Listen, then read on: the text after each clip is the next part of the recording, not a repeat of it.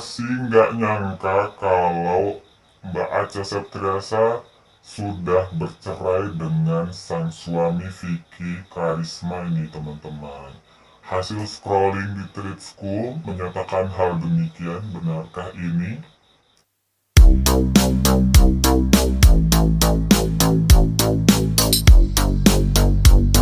Hai everyone, balik lagi di channel Muara Sungai. Dan di video kali ini ya, aku akan membahas dua berita. Yang pertama adalah berita dari perceraian aktris cantik Acha Septriasa dengan sang suami Vicky Karisma yang sudah bercerai ya Kak, kabarnya teman-teman. Dan aku lansir dari berbagai sumber juga.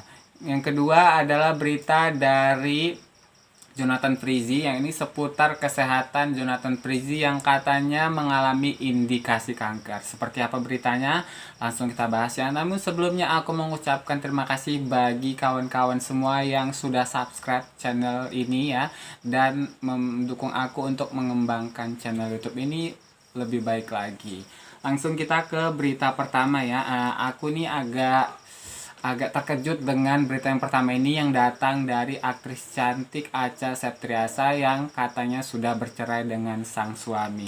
Aku tuh bahkan sampai scrolling media sosial dan googlingnya juga tentang berita ini benar atau tidak. Nah ternyata beritanya seperti ini teman-teman.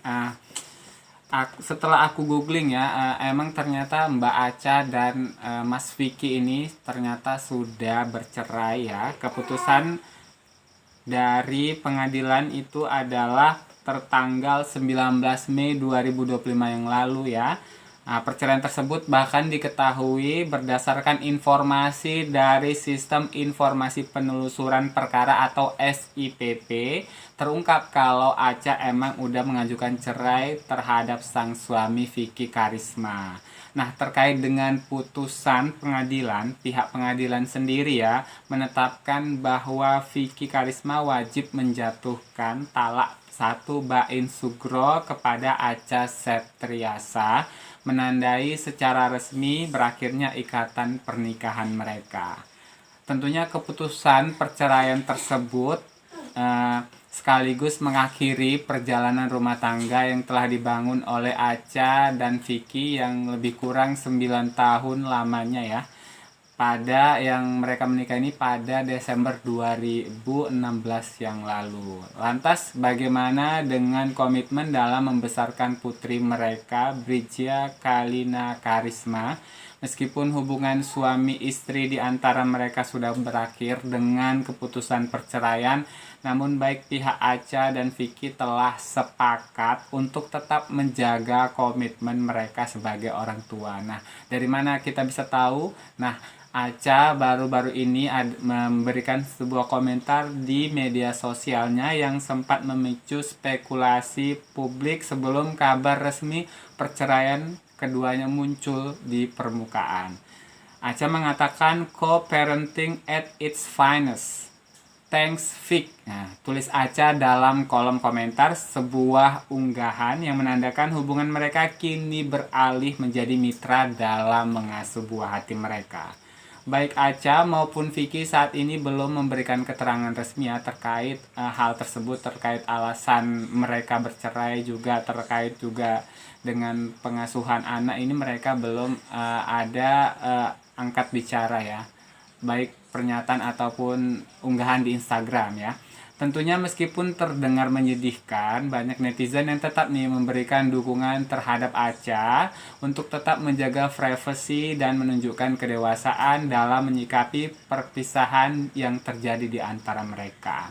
Nah, kita beralih ke berita kedua nih teman-teman, yang datang dari Jonathan Frizzy ya. Kabar terbaru yang aku bahas ini mengenai Jonathan Frizzy alias Ijong yang katanya mengalami indikasi sakit kanker. Sebagaimana yang diketahui, Ijong saat ini tengah menghadapi proses hukum ya terkait penyalahgunaan vape yang mengandung obat keras, di mana sidang perdana atas kasus tersebut dilaksanakan pada hari Rabu 6 Agustus 2025 kemarin yang digelar di Pengadilan Negeri Tangerang. Seperti yang diberitakan oleh Tribun News ya, selain mengenai kasus yang dihadapinya, kondisi kesehatan Ijong juga turut menjadi perhatian.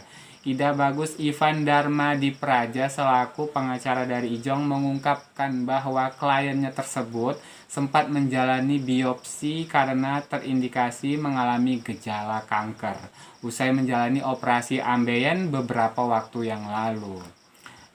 Ida Bagus mengatakan sebelum pelimpahan tahap 2, Ijong sempat melakukan biopsi karena ada indikasi kanker. Tapi hasil biopsinya sendiri belum diterima.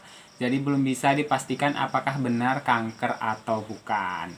Ida menegaskan bahwa meski ada indikasi awal, belum ada hasil final dari pemeriksaan laboratorium tersebut. Dengan kata lain ya, status kesehatan dari Ijong ini masih menunggu konfirmasi resmi dari pihak medis.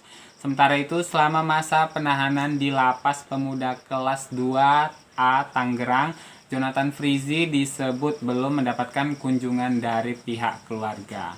Meski begitu, pihak pengacara mengatakan bahwa keluarga tetap intens menjalin komunikasi dengan tim hukum untuk memantau kondisi Jonathan Frizzy sendiri. Sang paman Benny Simanjuntak turut hadir di pengadilan untuk memberikan dukungan langsung terhadap Ijong.